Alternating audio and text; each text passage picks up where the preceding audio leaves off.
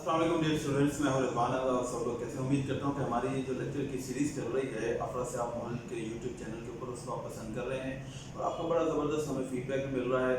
आज के इस लेक्चर के अंदर आपको पता है कि हम यूज़ ऑफ टेंसेस अब हमने स्टार्ट किए हैं और प्रीवियस लेक्चर के अंदर हमने प्रेजेंट इंडेफिनिट टेंस जो है उसको हमने बड़ा एक्सटेंसिव देखा। मैंने आपको कुछ रूल्स भी बताए। तो इस लेक्चर को देखने से पहले आप हमारा चैनल जो है वो ज़रूर सब्सक्राइब करें। चलिए जी शुरू करते हैं। आज जो हम काम करने जा रहे हैं वो हमारे पास है प्रेजेंट प्रोग्रेसिव या उसे हम कहते हैं प्रेजेंट कंटीन्यूअस टेंस। इसका एक ही रूल जो आपको हमेशा ज़हन में रखना है वो ये है कि an action happening at the time of speaking. Present progressive tense हम या प्रेजेंट कंटीन्यूअस टेंस हम किस वक्त इस्तेमाल करते हैं? उस वक्त कि जब हम अपने रीडर को कोई बात बताना चाहते हैं और जिस वक्त हम बता रहे हैं उसे हम ये कहना चाहते हैं कि उस वक्त ये साथ काम चल भी रहा है। ठीक है, तो जब कोई काम जारी हो उसको जब हमने ट्रांसलेट करना है इनटू टेंसेस तो उसमें हम प्रेजेंट प्रोग्रेसिव टेंस जो है वो इस्तेमाल करते हैं। बहुत ही आसान है। उर्दू के जो सेंटेंसेस हैं उसके अंदर इसकी क्या पहचान होती है कि जैसे रहा है, रही है, रहा हूँ, रहे हैं। इस तरह के वर्ड्स अगर आपको उर्दू के सेंटेंसेस के अंदर मिल जाएं तो आपको पता चल जाएगा कि इसको मैंने प्रेजेंट कंटीन्यूअस टेंस के अंदर जो है वो ट्रांसलेट करना है।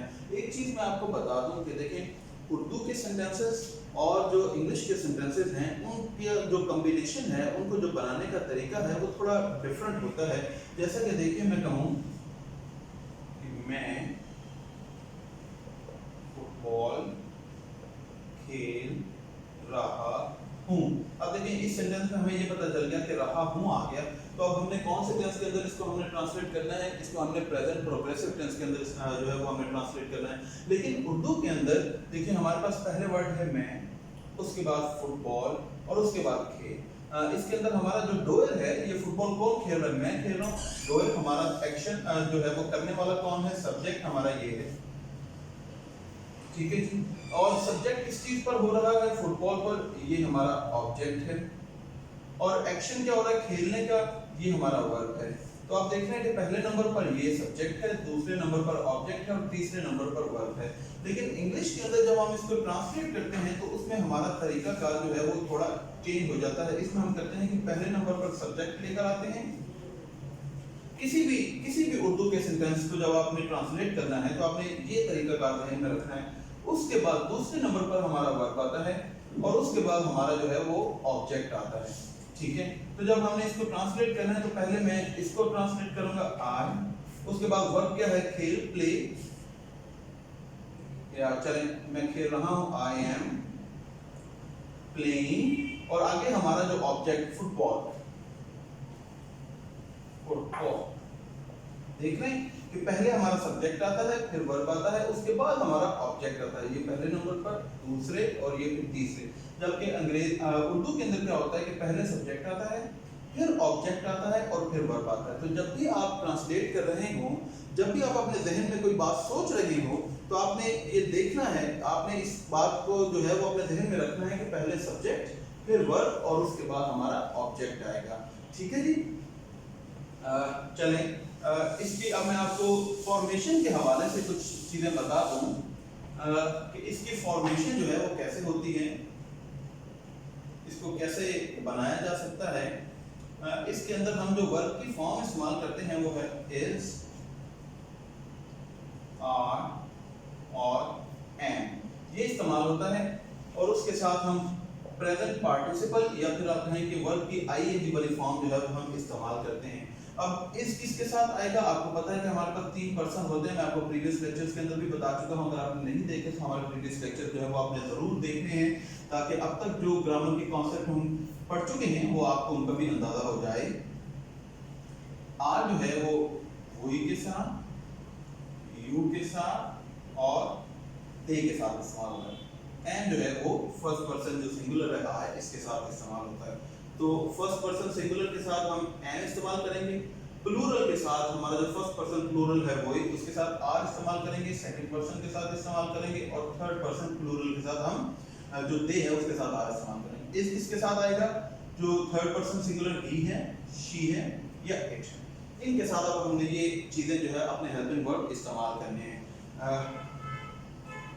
चले जी, अब देखें कि अगर हमने कोई पॉजिटिव सेंटेंस बनाना है तो पॉजिटिव सेंटेंस हम कैसे बनाएंगे कि हम सबसे पहले सब्जेक्ट लिखेंगे, उसके बाद हम अपना हेल्पिंग वर्ब इज, आर या एम लिखेंगे, उसके बाद वर्ब की आईएनजी वाली फॉर्म आएगी, उसके बाद हमारा ऑब्जेक्ट आ जाता है। बहुत ही सिंपल। अभी मैं आपको इसके एग्जांपल्स करवाता हूं। अगर आपने इसका नेगेटिव बनाना हो तो नेगेटिव बनाते वक्त हम क्या करेंगे कि सबसे पहले हम सब्जेक्ट लिखेंगे, उसके बाद इज, आर या एम आएगा, उसके बाद नॉट कवर्ड ऐड हो जाएगा, उसी तरह आगे वर्ब की आईएनजी वाली फॉर्म आ जाएगी और एंड पे हमारा ऑब्जेक्ट आ जाएगा। अगर आपने इसका इंट्रोगेटिव बनाना है तो क्या होगा कि जो हमारा हेल्पिंग वर्ब इज, आर है ये जुमले में सबसे पहले आ जाएंगे, उसके बाद हमारा सब्जेक्ट आ जाता है, उसके बाद हमारी वर्ब की आईएनजी वाली फॉर्म आ जाती है, उसके बाद हमारा ऑब्जेक्ट और एंड पे हमारा एक क्वेश्चन मार्क आएगा। अब अगर आपने इंट्रोगेटिव क्वेश्चन वर्ड के साथ बनाना है, ये मैं आपको पहले भी बता चुका हूं कि क्वेश्चन वर्ड कौन से होते हैं, जो WH वर्ड है, जैसे who, when, why, what, where, which, who, whom और साथ में how। अगर आपने क्वेश्चन वर्ड के साथ कोई इंट्रोगेटिव बनाना है तो ये कैसे बनेगा कि सबसे पहले हमारे पास क्वेश्चन वर्ड आएगा,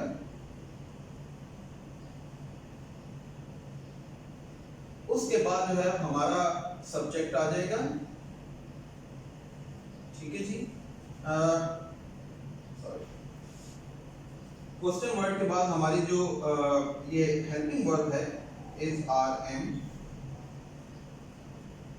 उसके बाद हमारा सब्जेक्ट आएगा, उसके बाद हमारी वर्ब की आईएनजी वाली फॉर्म आ जाएगी, उसके बाद हमारा ऑब्जेक्ट आ जाएगा और एंड पे हमारा जो है वो क्वेश्चन मार्क आ जाएगा। अगर आपने कोई सेंटेंस इंट्रोगेटिव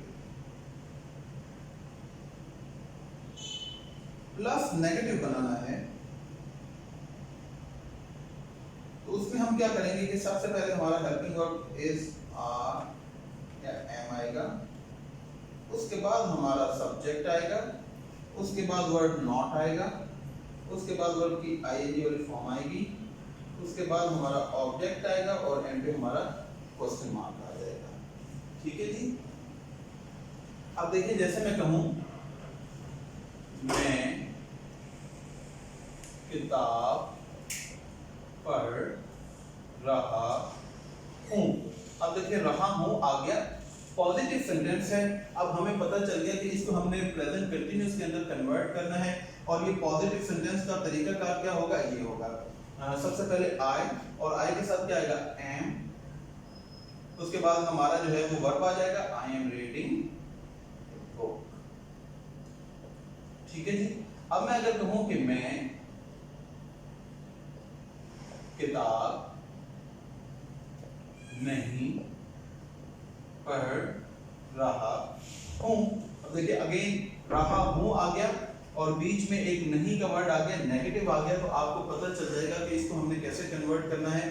फिर हमारा ये तरीकाकार होगा, सबसे पहले I am not reading a book. ठीक है जी।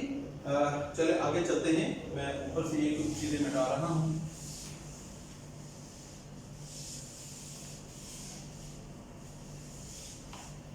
अब देखिए, मैं कहूं, अब इसे इंट्रोगेटिव बनाएंगे, क्या मैं किताब पढ़ रहा हूं और एंड पे हमारा क्वेश्चन मार्क आ गया, अगेन रहा हूं आ गया। आपको पता है कि हमने इसको कन्वर्ट करना है प्रोग्रेसिव टेंस में, प्रेजेंट में, क्योंकि मैंने आपको रूल क्या बताया कि action is happening at the time of speaking. What are you doing I am reading a book, मैं किताब पढ़ रहा हूँ। इसका मतलब है कि जब आप बता रहे हैं उस वक्त ये साथ एक्शन हो रहा है। Am I reading a book,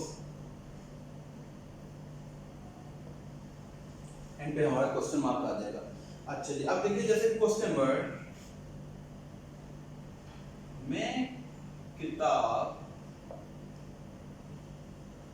कहाँ पढ़ रहा हूँ, मैं किताब कहाँ पढ़ रहा हूँ। अब देखिए ये क्वेश्चन वर्ड आ गया, तो अब आपने इसको कैसे ट्रांसलेट करना है, इसका तरीका कार ये, कहाँ को हम क्या कहते हैं, वेयर, उसके बाद is are where and subject, और उसके बाद हमारा वर्ब आ जाएगा,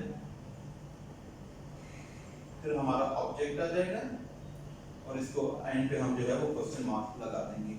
इसी तरह अगर हमने इंट्रोगेटिव और नेगेटिव इकट्ठा बनाना है तो फिर क्या तरीका है, जैसे कि क्या मैं किताब नहीं पढ़ रहा हूँ, और एंड पे तो सबसे पहले हमारा हेल्पिंग वर्ब एम, उसके बाद सब्जेक्ट, और उसके बाद नॉट, ये हमारी वर्ब की आईएनजी वाली फॉर्म, उसके बाद हमारा ऑब्जेक्ट, और एंड पे हमारा क्वेश्चन मार्क आ जाएगा। ठीक है जी, ये अब आपने सारी फॉर्मेशन देख ली, इसका तरीक़ाकार भी मैंने आपको सारा बता दिया, इसका जो बेसिक रूल है वो भी मैंने आपको बता दिया कि आप इसको कब कब इस्तेमाल कर सकते हैं। इसके अलावा जो है देखें कि ये सीक्वेंस ऑफ टेंसेस के अंदर अगर at the same time different actions हो रहे हैं इकट्ठे, तो उन दोनों एक्शंस के साथ भी अगर देखें दो पैरेलल एक्शन साथ साथ चल रहे हैं, तो फिर उन दोनों एक्शंस में जो है वो हमें प्रेजेंट कंटीन्यूअस टेंस इस्तेमाल करना पड़ता है। जैसे देखें मैं कहूँ मैं किताब पढ़ रहा हूँ और मेरा दोस्त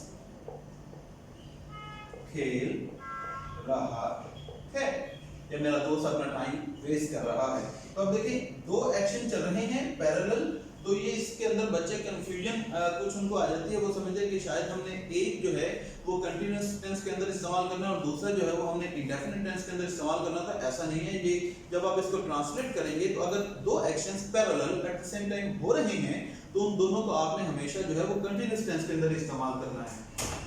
आई am reading a book and my friend is playing। तो एक्शंस चल रहे हैं, तो इसको अब आपने ज़हन में रखना है उर्दू के अंदर सेंटेंसेस कि जब एक्शन कोई जारी है तो जो मर्जी हो उसको आपने फिर हमेशा जो है वो प्रोग्रेसिव कंटीन्यूअस टेंस के अंदर ही लिखना होता है। उम्मीद करता हूँ कि आपको ये कॉन्सेप्ट जो है वो समझ आ चुका होगा। इसको मेरा बेटा नोट कर लें, इसकी पिक्चर बना लें। अगर इसमें आपको कोई भी कंफ्यूजन हो तो आप किसी भी टाइम कमेंट सेक्शन में हमसे पूछ सकते हैं। ठीक है जी, चलें अब आगे चलते हैं।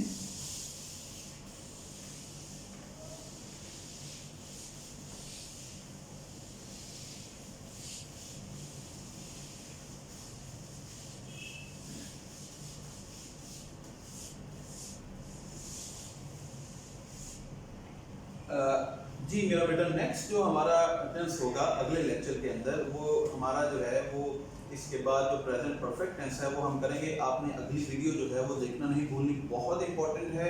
और जो सबसे ज़्यादा कंफ्यूजन बच्चों को आती है वो प्रेजेंट परफेक्ट टेंस और फिर आगे जो परफेक्ट कंटिन्यूअस टेंस है उसके अंदर आती है। मैं आपको बड़े डिटेल तरीके से ये सारे उसके रूल्स वगैरह करवाऊंगा, आपको समझ आ जाएगी कि परफेक्ट और परफेक्ट कंटिन्यूअस टेंस जो है वो हमने कब कब इस्तेमाल करना है और कब हमने इस्तेमाल नहीं करना। उम्मीद करता हूँ कि आप हमारी ये वीडियो जो है उसे पसंद करेंगे।